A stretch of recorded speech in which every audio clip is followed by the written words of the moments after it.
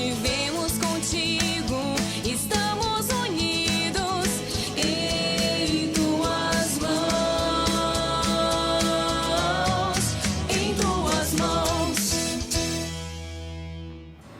Olá, bom dia, meu irmão e minha irmã. Começando agora mais uma edição do programa Em Tuas Mãos, aqui na TV Meio Norte. É sempre uma alegria poder contar com a sua companhia. Vamos agradecer a Deus por este dia, agradecer a Deus por essa semana que se inicia, agora rezando juntos este salmo. É feliz quem a Deus se confia. Feliz é todo aquele que não anda conforme os conselhos dos perversos, que não entra no caminho dos malvados, nem junto aos zombadores vai sentar-se, mas encontra seu prazer na lei de Deus e a medita, dia e noite sem cessar. Eis que ele é semelhante a uma árvore, que à beira da torrente está plantada. Ela sempre dá seus frutos a seu tempo, e jamais as suas folhas vão murchar. Eis que tudo o que ele faz vai prosperar. Mas bem outra é a sorte dos perversos. Ao contrário, são iguais à palha seca, espalhada e dispersada pelo vento. Pois Deus vigia o caminho dos eleitos, mas a estrada dos malvados leva à morte. E a Arquidiocese de Teresina celebra neste domingo a abertura do ano jubilar missionário. Vamos entender um pouco mais sobre esse ano agora nessa entrevista. Neste ano de 2022, a Igreja no Brasil celebra o Ano Jubilar Missionário, que traz como temática a Igreja em Estado Permanente de Missão. Para entendermos melhor sobre esse ano, nós vamos conversar agora com o Padre Paulo Fernandes, que é coordenador do Conselho Missionário Diocesano COMIDE. Padre, muito obrigada por nos conceder essa entrevista. Eu agradeço a oportunidade de, como coordenador do COMIDE, nós falarmos sobre essa questão tão importante para todos nós, que é a missão na Arquidiocese. Por qual motivo estamos celebrando o Ano Jubilar Missionário? Olha, tanto as Pontifícias Obras Missionárias, como também a CNBB de um modo geral, traz-nos esse tema para que nós possamos, de uma certa forma, comemorar, celebrar os 50 anos do COMINA, Conselho Missionário Nacional, toda essa questão missionária que se vivencia no Brasil e os 50 anos das campanhas missionárias que todo ano se fazem. Também os 70 anos da criação da CNBB, esse órgão tão importante que é a Conferência Nacional dos Bispos do Brasil. Isso a nível nacional. E a nível internacional comemora-se também os 400 anos da criação da Congregação para a Evangelização dos Povos. O objetivo mesmo é atingir todos os povos, todas as nações, aonde a missão verdadeiramente ela chegue a todos e aonde estejam trabalhando a missão, todos nós possamos, de uma certa forma, tomar conhecimento. Eu gostaria que o senhor explicasse para a gente sobre a temática que será abordada neste ano jubilar missionário. O tema do ano jubilar missionário é a Igreja em Estado Permanente de Missão. E nós temos como lema, vós sereis minhas testemunhas. Lembrando que a Igreja, ela é toda missão. Todos os missionários estão imbuídos nessa questão de levar Jesus Cristo, de tornar Jesus Cristo conhecido e amado. Então, todos nós somos enviados em missão como testemunha da fé. E na questão das testemunhas, que somos todos nós temos os discípulos, os apóstolos, como os primeiros missionários, mas temos a Jesus Cristo como o verdadeiro missionário. Ele é o missionário por excelência. Então nós temos ele como o verdadeiro missionário e a igreja toda em estado permanente de missão vai a todos os povos, a todas as nações, levando essa mensagem de Jesus Cristo, fazendo com que todos se tornem discípulos e discípulos de Jesus Cristo, o grande missionário. E qual a importância desse tema para nós enquanto cristãos? Quando vem esse tema para que todos nós abordemos, na realidade ela vem só confirmar aquilo que nós somos. Querendo ou não, nós somos missionários, como eu disse antes, não é? E essa missão está dentro de cada um de nós. O desejo da igreja, o desejo do ano jubilar é fazer com que todos sejam tocados com esse desejo da missionariedade. Fazer com que todos se sintam discípulos e discípulos do Divino Mestre, que é o grande missionário do Pai. Quais as ações que serão realizadas nos próximos dias aqui na Arquidiocese de Teresina para esse ano jubilar missionário? Esse ano a Arquidiocese terá uma vasta programação dentro do tema do ano jubilar. Hoje, dia 13, às 17 horas, direto da Catedral de Nossa Senhora das Dores, nós teremos a abertura do ano jubilar. É uma oportunidade da Arquidiocese tomar conhecimento de que nós estamos adentrando nesse tema que a igreja adentrou no dia 20 de novembro do ano passado. Não é? Mas para nós da Arquidiocese é hoje, dia 13, às 17 horas da Catedral. Nós teremos nesses dias, mês de abril, uma formação sobre o ano jubilar, onde os padres, os leigos, serão convidados numa formação, ficarem imbuídos desse tema e nas suas paróquias levarem o conhecimento de todos os que são integrantes das pastorais, o tema do ano jubilar, fazendo assim com que todos, não somente alguns, mas todos tomem conhecimento dessa grande maravilha que é o jubileu missionário que a igreja está vivenciando esse ano. Padre, muito obrigada por sua participação aqui no programa Em Tuas Mãos e falar sobre esse tema tão importante para a nossa igreja que vai ser trabalhado durante todo o ano. Eu que agradeço, em nome de todos os organismos missionários da Arquidiocese, por essa abertura, por esse momento que vocês nos dão para expor nossas ideias, nossos desejos, a vontade que a gente tem de fazer com que a missão, de fato, ela aconteça na Arquidiocese. O nosso desejo é que o mundo todo seja imbuído desse desejo missionário. Mas, na Arquidiocese, nós gostaríamos muito que essa ideia perpassasse todos os corações, de um modo especial dos sacerdotes, daqueles que estão de um modo direto nas paróquias, foranias e diaconias territoriais, para que os leigos e leigas, imbuídos desse desejo de tornar Jesus Cristo conhecido e amado, que é o desejo da missão, fazer com que Jesus se torne conhecido e amado, perpasse o coração de todos e que nós façamos, a nível de arquidiocese, um ano jubilar missionário, não como a gente gostaria, mas do jeito que Deus quer que a gente faça. E não deixe de conferir as nossas redes sociais, nós estamos no Facebook e no Instagram. Aproveite e fique por dentro de tudo aquilo que acontece em nossa igreja particular. Vamos agora para um rápido intervalo e a seguir você confere o quadro Bons Conselhos. Em tuas mãos, em tuas mãos. E hoje, no quadro Bons Conselhos, vamos refletir sobre a importância do discernimento vocacional. Isso vale não somente para quem busca a vocação religiosa, mas é importante que nós saibamos também acolher a nossa vocação cristã. No dia 19 de fevereiro será a abertura do ano vocacional. Por isso, no nosso Bons Conselhos deste domingo, nós vamos falar sobre a importância do discernimento vocacional com o diácono José Enéas. Diácono, seja bem-vindo ao programa Em Tuas Mãos. Muito obrigado, Joyce. Obrigado a você que nos acompanha. É uma alegria estar aqui com vocês. Diácono, por que é importante ter o discernimento vocacional? Joyce, e você que nos acompanha em casa, é importante ter o discernimento vocacional porque é uma decisão que marca a vida. Nós costumamos afirmar, vocação acertada, vida feliz. E para se acertar na vocação é preciso discernimento. E qual a diferença entre vocação e profissão?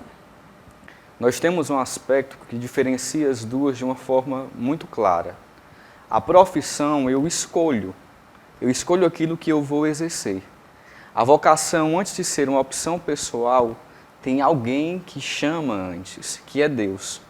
Toda vocação é uma resposta ao chamado de Deus. Eu apenas vou responder a um chamado que Ele me fez. Uma coisa que pode ficar interessante na compreensão entre vocação e profissão é que ambas pedem a entrega da própria vida, fazer bem feito aquilo que deve ser feito, tanto vocacionalmente como profissionalmente. E como nós podemos unir as duas, a vocação e a profissão? Ao mesmo tempo que elas se diferenciam, elas se complementam. Eu posso enxergar a vocação como algo que eu vou colocar à disposição de quem exerce alguma profissão, como, por exemplo, o sacerdócio. O sacerdócio existe para servir, é um serviço. Há tantos e tantos irmãos e irmãs que colocam, através das suas profissões, a sua vida também a serviço. Quais caminhos trilhar para favorecer um bom discernimento vocacional? A primeira coisa para se trilhar um caminho de discernimento é a abertura. Não há como discernir sem ter abertura de coração. É se colocar no caminho, buscando entender aquilo que Deus espera e deseja de você, para aí então poder dar uma resposta a esse chamado que Deus faz. O primeiro ponto é abrir-se, e o segundo ponto que eu posso destacar é o estar disponível para perceber as novidades que o caminho pode apontar. Eu posso ter em mente uma vocação ou um caminho que eu desejo trilhar, mas a partir do discernimento eu posso entender que é aquilo ou que não é aquele o meu caminho. E qual o melhor momento para descobrirmos o nosso discernimento vocacional? O discernimento vocacional não tem uma etapa certa, mas o melhor momento é a partir daquele em que eu me interrogo. Será que eu não estou sendo chamado a ser padre? Será que eu não estou sendo chamado para exercer algum serviço na vida religiosa? A partir do momento que aquela inquietação interior brota no coração, seja do jovem, seja do adulto, e interiormente ele se sente chamado para algo, aí começa o caminho do discernimento vocacional. E a partir desse momento, o que nós podemos fazer para seguir na nossa vocação? Nós temos vocações específicas e cada vocação específica requer uma resposta específica. Aqui eu posso falar, por exemplo, no caso, o discernimento vocacional para a vida presbiteral, para o sacerdócio. Quando o jovem entende, então, que ele é chamado, ele vai trilhar todo um processo formativo que dura no mínimo 8 anos, buscando entender mais da sua vocação, buscando se formar para melhor servir. O discernimento, ele não é o fim da caminhada. O discernimento, ele é o começo da caminhada. Porque à medida que o jovem vai caminhando, ele vai discernindo, entendendo melhor o chamado de Deus para si e o que tal chamado também requer de si. E qual a importância de ter um acompanhamento nesse período vocacional? Eu, na missa, no propedêutico, dizia isso aos jovens que agora chegam lá para discernirem a vocação. Eles não estão sozinhos, porque o discernimento ele não é feito sozinho. O principal discernimento vem através da mediação da igreja. O jovem se coloca à disposição para caminhar, para se formar, e a igreja vai ajudando, à luz do Espírito, esse jovem a discernir se aquele caminho é verdadeiramente o dele ou não. Então, Diácono, muito obrigada por sua participação aqui no programa Em Tuas Mãos, por falar sobre esse assunto tão importante. Por nada, eu que agradeço e deixo o meu recado aqui a quem se sente chamado. Vamos juntos tirar um caminho de discernimento, porque quando Deus nos chama, Ele nos chama para ser feliz.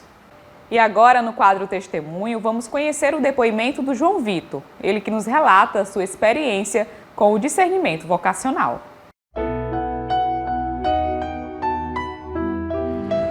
Eu sou João Vitor Piancó e tenho 22 anos. Desde a minha adolescência, participo ativamente da vida da comunidade e sempre senti uma certa inclinação para as coisas de Deus e mesmo para a vida sacerdotal. Naturalmente, essa inclinação, como denominei, foi sendo amadurecida ao longo do tempo. Mas quando concluí o ensino médio, ainda não quis ingressar no seminário, preferi fazer um curso superior, como de fato me formei recentemente em Direito. Durante esse percurso acadêmico, no entanto, o chamado de Deus se fez sentir bastante forte aos meus ouvidos. Naturalmente que esse chamado precisa ser discernido. E sendo o chamado obra de Deus, também o discernimento do chamado o é. Então, ao longo de algum tempo, de alguns meses, fui acompanhado pela pastoral vocacional e especialmente pela equipe de vocações adultas da Arquidiocese de Teresina. E por meio dessa mesma equipe, há alguns dias ingressei no Seminário Sagrado Coração de Jesus. Estou dando com o coração aberto e com generosidade de coração o meu sim a Nosso Senhor. E espero receber dele mesmo a força de renovar todos os dias esse sim no serviço ao povo dele, que é a Igreja. Lembrando a você que todo o conteúdo exibido aqui no programa Em Tuas Mãos está disponível também em nosso canal no YouTube. Lá você pode se inscrever, curtir, comentar e compartilhar o nosso conteúdo com quem você desejar. E além disso, de segunda a sexta, a partir das 11 horas da manhã, acompanhe o programa Em Tuas Mãos no rádio, na Rádio Pioneira de Teresina, 88.7. Vamos agora para um rápido intervalo e a seguir tem mais programa Em Tuas Mãos para você. Em tuas mãos. Em tuas mãos. E agora você confere as principais notícias da Arquidiocese de Teresina no quadro Notícias da Igreja. Olá, bom dia a você que nos acompanha nesta manhã de domingo. No último sábado, dia 5 de fevereiro, a Arquidiocese de Teresina iniciou a formação da campanha da Fraternidade do ano de 2022. O encontro foi realizado no auditório da Ação Social Arquidiocesana ASA, localizado no Centro Pastoral Paulo VI, tendo início às 8 horas da manhã e encerramento ao meio-dia. Com o tema Fala com Sabedoria, Ensina com Amor, a campanha foi pensada para ser trabalhada este ano, dividida por foranias. O coordenador arquidiocesano da campanha da Fraternidade fala com mais detalhes sobre a realização dessa formação. Nós pensamos em fazer essa formação pelo período que estamos vivenciando, que é a pandemia, por forania. Exclusivamente em Teresina, nós vamos pegar todas as foranias aqui da nossa capital e depois nós estaremos indo à zona rural, forania por forania, para trabalharmos essa temática tão importante da campanha da fraternidade voltada para a educação. Porque a educação, a CNBB bem pensou, por causa das consequências que trouxe pela ausência de uma educação como de fato a comunidade, o povo mereciam. Porém, sabemos que apesar das deficiências, nós também temos um grande aprendizado com a pandemia na educação e em todos os âmbitos que a sociedade tem vivenciado. O palestrante da formação, que é da Diocese de Campo Maior e atua como agente pastoral na Pastoral da Juventude, explica sobre a necessidade de trabalhar esse tema que a campanha traz, focada na educação. Nós precisamos atualizar a nossa reflexão sobre a pedagogia, relembrando a pedagogia de Jesus, né? A forma como ele ensinava, como ele educava, né? Com sabedoria e com amor.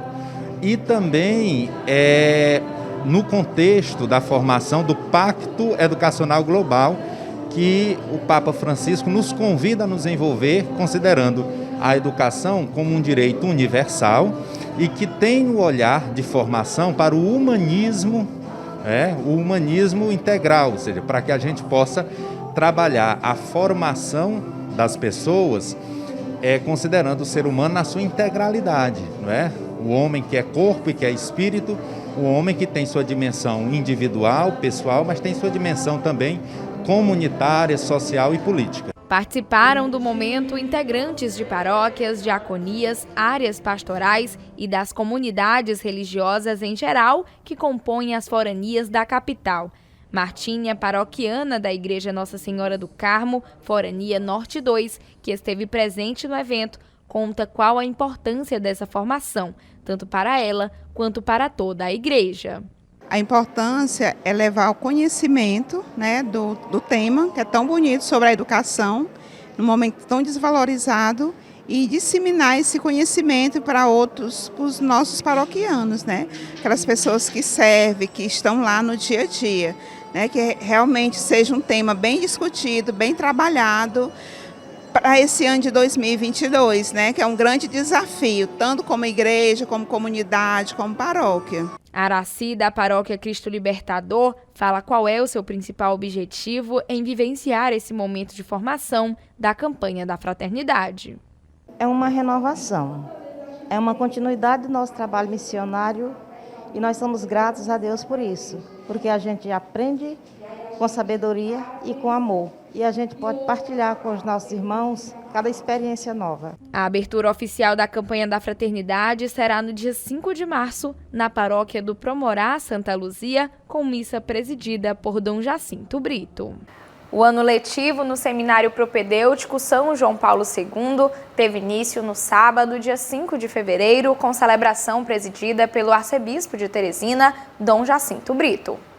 O Seminário Propedêutico é a primeira residência para aqueles que têm o sonho de se tornarem sacerdotes. Este ano, 10 novos jovens ingressaram na casa e mais 2 jovens, por possuírem um grau de estudo mais avançado, foram direcionados para os seminários de Teologia e Filosofia. Dom Jacinto Brito expressa o que esse momento significa para a Igreja Particular de Teresina.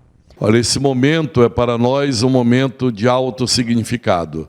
Não é todo dia que uma diocese recebe 10 novos jovens para iniciarem a sua caminhada vocacional no propedêutico. Para ser mais exato, nós recebemos 12. 2 deles, por causa do seu grau de estudo e de idade, estão na filosofia e teologia. Estes 10 estão aqui no propedêutico, que ao todo 12 jovens entraram no seminário. Desde um jovem de 17 anos até jovens de 32, 35 anos. Então significa que Deus não tem idade para chamar. Ele chama quando quer, a quem quer e como quer. E o que eu percebi nos 3 dias de convivência com eles foi a alegria de estarem juntos como companheiros que se sentem chamados pelo mesmo amor de Deus, distinguidos com esse chamamento que certamente vem do alto. E a força que isso dá, sentindo que não só um, mas 51 colegas ao seu redor, com eles 52, palmilham a mesma estrada. Para mim, que celebro meus 50 anos de sacerdócio, eu disse na catedral no dia 22, há uma semana atrás, disse, olhe, eu pedi a Deus 50 para ser uma turma jubilar. Deus deu 52. Ainda deu mais uma quebra. Isso só pode ser motivo de ação de graças. E para nós um convite a orar sem cessar. Porque quem está de pé, olhe para que não caia. A vocação é como algo muito precioso, e fino e delicado, tal como o amor matrimonial. Tem que ser cultivado continuamente para que não venha a desmoronar, não venha a esfriar. Então agradeço desde já a todos vocês, irmãos, irmãs que estão em sintonia conosco nesta hora, a que vocês não cessem de orar e de apoiar as nossas vocações juvenis, para que amanhã muitos e santos pastores possam ocupar os lugares que precisa hoje para o anúncio do Santo Evangelho. Os novos seminaristas foram apresentados um por um no início da celebração, onde receberam boas-vindas dadas pelo arcebispo de Teresina, pelo reitor e vice-reitor do seminário. Rodrigo vem da paróquia São Paulo e é um dos novos seminaristas. Para ele, se tornar padre é um sonho de infância. Ele conta como é para ele dar início nessa caminhada vocacional. Desde criança, eu sempre tive o interesse pela vocação sacerdotal. Desde aproximadamente uns 2 anos de idade, eu já dizia que queria ser padre, né? Então, eu costumo dizer, eu nunca quis outra coisa senão ser padre. E eu sempre esperei esse dia, né, de vir ao seminário para poder iniciar o processo formativo desse ano. Eu me sinto muito feliz, muito satisfeito de estar aqui entre os irmãos para iniciar essa caminhada formativa e espero tudo de melhor para este ano, né? Que nós possamos permanecermos unidos ao longo do ano, que nós possamos aprofundar esses vínculos de irmandade e fraternidade aqui no seminário. Felipe, paroquiano da paróquia de Nossa Senhora de Nazaré, que é também um dos novos seminaristas, fala sobre suas expectativas para todo o ano de formação. Fazer um bom discernimento vocacional, amadurecer os vários aspectos que a formação nos propõe, sobretudo o aspecto humano da convivência entre os irmãos. Meu coração está alegre, muito feliz pela essa oportunidade que a Igreja nos dá de fazer esse aprofundamento nesse caminho de discernimento da vocação, né? Então estou muito feliz, muito satisfeito e esperançoso. Na ocasião, o diácono José Enéas foi apresentado como vice-reitor do seminário para contribuir na formação dos novos seminaristas, os auxiliando juntamente com o reitor, Padre Genival. O diácono fala quais são os principais objetivos para ajudar na formação inicial desses 10 jovens. É um passo que eles dão, e a Eucaristia marca o pontapé inicial de todo esse caminho de discernimento que eles vão trilhar. Nós teremos aqui alguns familiares, alguns padres, alguns diáconos, que vêm para mostrar a esses jovens que eles não estão sós, que nós iremos acompanhá-los neste processo e que aqui se torna para eles agora uma nova vida, um caminho que eles vão trilhar buscando corresponder à sua vocação. Estiveram presentes na celebração de abertura alguns seminaristas veteranos que serviram na missa e familiares e amigos dos novos seminaristas. Na última terça-feira, dia 8, foi realizada a abertura do Tribunal Diocesano para a causa de beatificação do Padre Pedro Bausi na Catedral Metropolitana de Teresina, Nossa Senhora das Dores. Vamos conferir. Estiveram presentes na abertura do tribunal fiéis devotos do Padre Pedro Bausi e representantes do clero arquidiocesano. O Tribunal Diocesano, por meio do arcebispo e dos sacerdotes nomeados por ele durante a sessão especial, tem a responsabilidade de recolher as provas formais e relatos de testemunhas dos feitos realizados pelo servo de Deus. Nesta fase, também são incluídas perguntas sigilosas que vão ajudar na preparação de um relatório que será analisado por comissões durante a fase romana do processo de beatificação. O padre Igor Torres, postulador da causa, explica como acontece esse processo de beatificação e canonização. De modo resumido, acontece em duas grandes fases, uma chamada fase diocesana e a fase romana. Na fase diocesana, nós temos a etapa preliminar de uma primeira pesquisa, essa que foi feita nos últimos anos, e essa fase instrutória, com os organismos que são o Tribunal Diocesano, a Comissão Histórica e os censores teólogos. Essas provas são formalmente recolhidas, são organizadas e depois enviadas a Roma, onde começa a chamada fase romana, onde se julga o mérito das questões. As provas são organizadas e passam por consultores históricos e consultores teólogos, até chegar ao Santo Padre, que decreta a venerabilidade e, com a comprovação de um milagre, a beatificação e depois a canonização. A Associação Padre Pedro Bausi é autora da causa de beatificação e canonização do servo de Deus. O processo foi aberto no dia 20 de janeiro de 2020, após receber uma resposta positiva da Santa Sé. O arcebispo de Teresina, Dom Jacinto Brito, destaca algumas características do Padre Pedro Bausi que contribuíram para a abertura desta causa. Nós exultamos de alegria, de ação de graças. Houve um membro da nossa família arquidiocesana, cujo túmulo se encontra aqui em Teresina, um missionário de mão cheia e um homem de Deus que ainda hoje marca a história de Teresina, como já marcou da Bolívia e na Itália, onde grande número de seus amigos vem aqui para continuar a obra dele, a obra de caridade. Então isso nos dá um sentido de que a igreja é dinâmica, nos dá a certeza de que vale a pena ser bom, porque, como a Bíblia diz, a memória dos justos permanecerá para sempre. Então a memória dele está permanecendo nos corações das pessoas que ele ajudou, das pessoas que ele sinalizou serem de fato pessoas que foi ao encontro como ovelhas perdidas, drogados, rancenianos, ébrios, pessoas que estavam em situação de pobreza extrema. Aí ele ergueu, de fato, esse monumento de testemunho de fé. Por isso nós nos alegramos que a sua memória permaneça e possa a igreja um dia colocá-lo como uma referência para a imitação dos cristãos. Maria de Fátima, devota do padre Pedro Bausi, vivenciou momentos ao lado dele durante sua trajetória na Arquidiocese de Teresina. Ela relembra alguns acontecimentos de sua vida em que ele esteve presente. A minha vida toda, né, desde eu criança, eu conheço ele, né, conhecia ele, graças a Deus.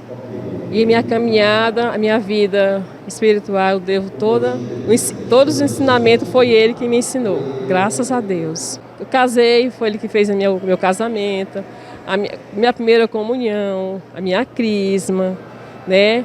O último momento que eu tive com o Padre Pedro, com ele vivo, eu encontrei com ele lá na igreja, né? Eu não lembro a data realmente certa, mas ele ia fazer o último casamento dele, né? Na paróquia, na Senhora da Paz, e eu estava lá. Ele foi levado para o altar pelos braços de uma pessoa, né? E aí ele bateu no meu rosto e disse que eu era muito importante. Eu nunca vou esquecer disso, nunca. Ele bateu no meu rosto, aquela mãozinha dele bem fininha, que já estava bem doentinho, né? Eu nunca vou esquecer disso. Bateu no meu rosto e falou que eu era muito importante. Eu tenho certeza que vai dar tudo certo e é uma maravilha para todos nós do Piauí, né? Teresina do Piauí, né? O padre Igor Torres revela como o povo de Deus pode ajudar durante esse processo em que o Tribunal Diocesano está sendo realizado. Nós podemos acompanhar o tribunal com a nossa oração, esperando que desenvolva o seu trabalho com a seriedade e a competência que nós sabemos que terá. E, ao mesmo tempo, a nossa comunidade diocesana é convidada a continuar rezando, seja por esses que estão diretamente envolvidos na causa, seja para invocar a intercessão do Padre Pedro, porque nós sabemos a Igreja pede como sinal para o processo a comprovação de um milagre para a beatificação e outro para a canonização. Então, o trabalho do povo de Deus é invocá-lo com a mesma confiança que nós tínhamos enquanto o conhecemos em vida. Unidos, os fiéis seguem com essa missão de permanecerem firmes e confiantes na oração, na intenção de que o padre Pedro Bausi consiga a graça de ser beatificado e canonizado. O Serviço de Convivência e Fortalecimento de Vínculos Integrar está realizando novas inscrições de crianças, adolescentes e idosos que moram em Teresina e desejam participar das atividades, bem como a atualização cadastral de pessoas já assistidas.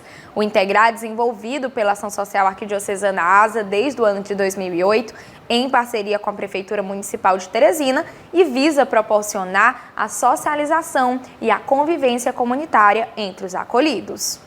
E essas foram as notícias da Arquidiocese de Teresina desta semana para você. E para mais informações, acesse o site da Arquidiocese de Teresina. O endereço aparece agora no seu vídeo. Vamos para um rápido intervalo e a seguir você confere o quadro Dicas da Fé.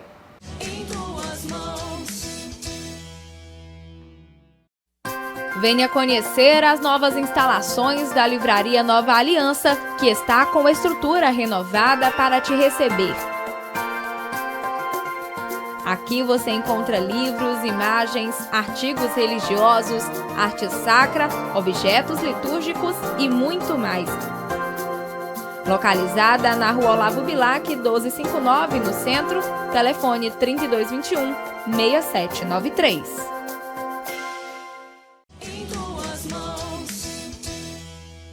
De volta com o programa Em Tuas Mãos, confira agora a nossa dica de leitura para este domingo no quadro Dicas da Fé, que é um oferecimento da Livraria Nova Aliança. Venha conhecer as novas instalações da Livraria Nova Aliança, que está com estrutura renovada para te receber. Aqui você encontra livros, imagens, artigos religiosos, arte sacra, objetos litúrgicos e muito mais. Localizada na Rua Olavo Bilac, 1259, no centro, telefone 3221-6793.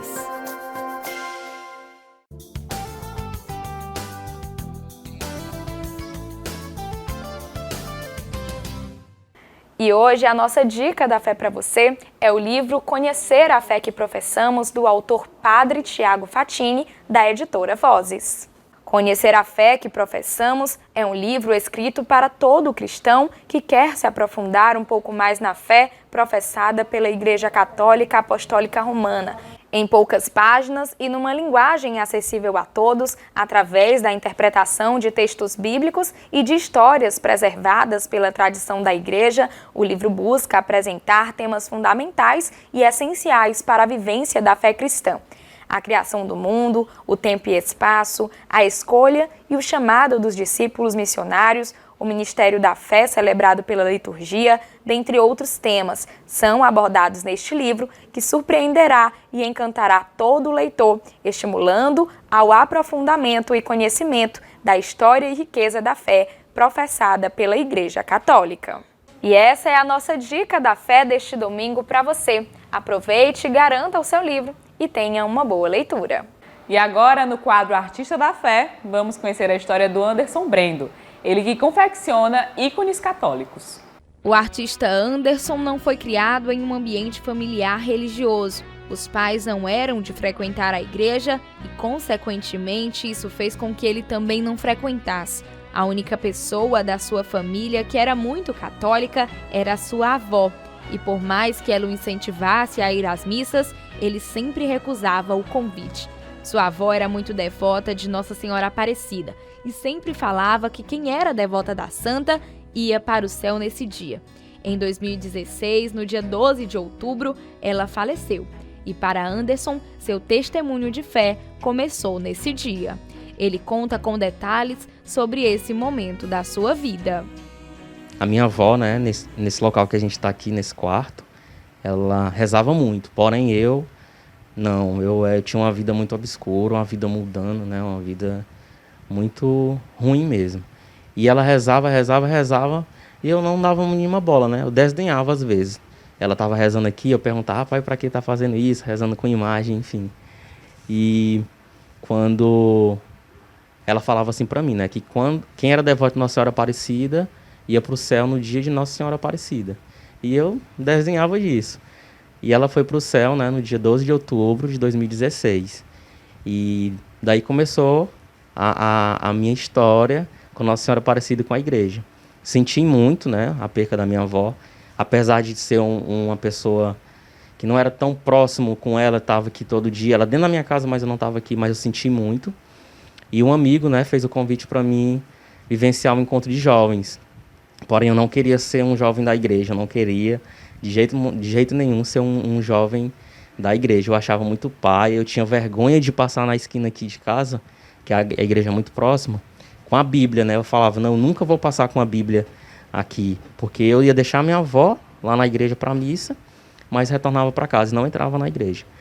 E ele fez minha inscrição, forçado praticamente, no Encontro de Jovens com Cristo, a JC da Santa Joana d'Arc, e vivenciei o encontro. E no dia 30 de setembro de 2017, eu digo que eu iniciei a minha vida na igreja.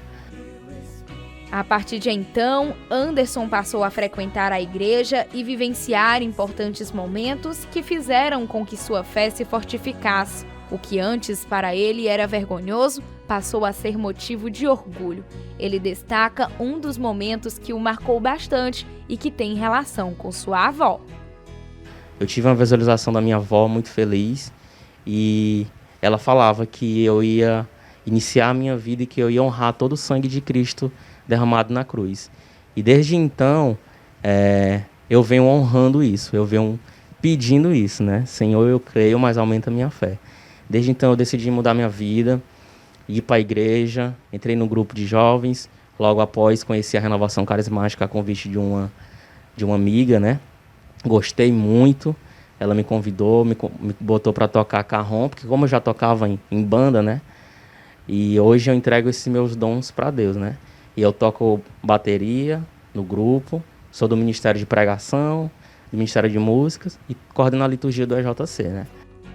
Anderson estava passando também por um momento financeiro muito delicado. E em oração, ele pedia a Deus para que conseguisse um emprego ou uma forma para se sustentar.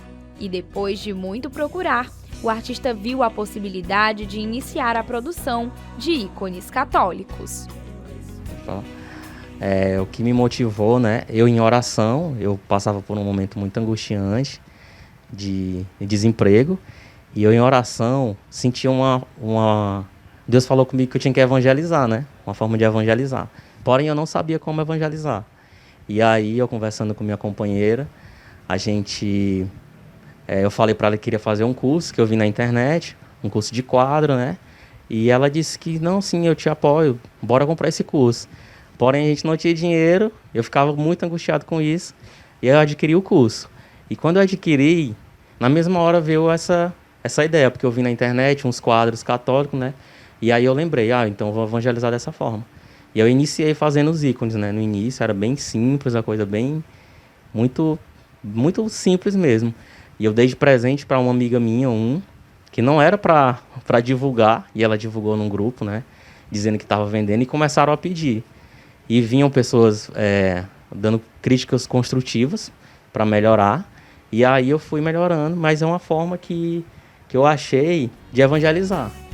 No início, ele apenas presenteava as pessoas mais próximas, pois na sua visão, o produto ainda não estava adequado para a venda. Mas com a grande procura pelo seu trabalho, Anderson se dedicou e aprimorou sua arte, a transformando em sua principal fonte de renda e de evangelização. Ele revela como é para ele fazer essa produção. Eu me sinto feliz, porém com medo, que é uma responsabilidade, né? De ter uma arte que uma pessoa chega para mim e fala que rezou com ela, mas também eu vejo muita ação de Deus na minha vida. Que como eu sentia uma vontade de evangelizar, e eu vejo que está dando resultado, né? Que está dando resultado a minha arte de evangelizar dessa forma. Com essa produção dos ícones religiosos, o artista vivenciou muitos testemunhos, tanto na vida dele, como na vida das pessoas que adquiriram seus produtos. Ele relata um testemunho recente que o tocou bastante. Recentemente, teve um problema familiar, né, de uma família de amigos nossos, e essa mãe falou que estava rezando com um ícone que eu dei para ela, né, que é essa mesma imagem aqui, de Nossa Senhora de Fátima. E ela falou que estava rezando muito angustiada, que estava à procura do filho dela, e nesse mesmo momento eu encontrei ele, né, eu encontrei o filho dela e conversei muito com ele, e ele se acalmou mais, e eles estão resolvendo mais. E ela disse que foi, quando ele contou para ela que estava comigo, quando a gente conversou, e foi o mesmo momento, ela chorou muito, né?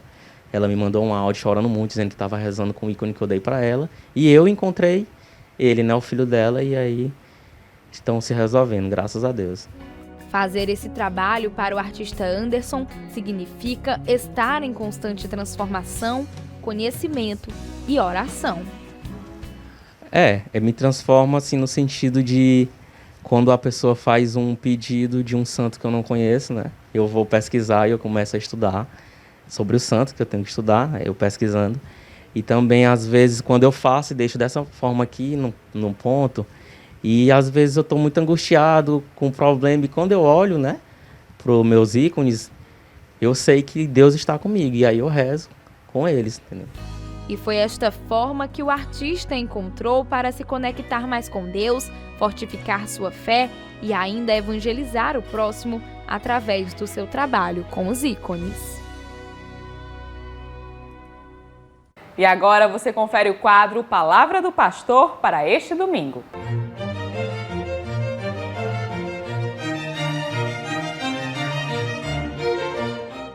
Bom dia, queridos amigos e amigas que nos acompanham pelo programa Em Tuas Mãos. É um prazer novamente estar entrando na casa de cada um de vocês nessa manhã de domingo. Nós estamos no 6º domingo do tempo comum. Percebemos que na dinâmica do tempo comum vamos avançando, refletindo ainda mais sobre a vida de Jesus, sobre o que Ele tem a nos ensinar, refletindo sobre a palavra de Deus e principalmente nos deixando transformar por ela. A palavra de Deus, ela não pode passar por nós sem deixar marcas. Ela tem que nos mudar de alguma forma. E hoje eu queria trazer para vocês a primeira leitura da liturgia da missa. Primeira leitura da missa deste domingo. é uma leitura do profeta Isaías, do profeta Jeremias.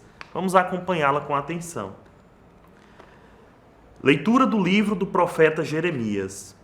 Isto diz o Senhor: maldito o homem que confia no homem e faz construir sua força na carne humana, enquanto seu coração se afasta do Senhor.